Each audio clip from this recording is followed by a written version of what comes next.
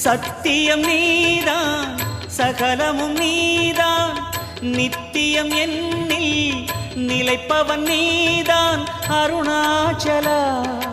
உனை நாடினேன் அருணாச்சலா உனை நாடினேன் சிவலீலை செய்யாமல் சிறு ஏனையாட்கொள்ள சிறிதேனும் தயவோடு அருள்வாயப்பா சிறிதேனும் தயவோடு அருள்வாயப்பா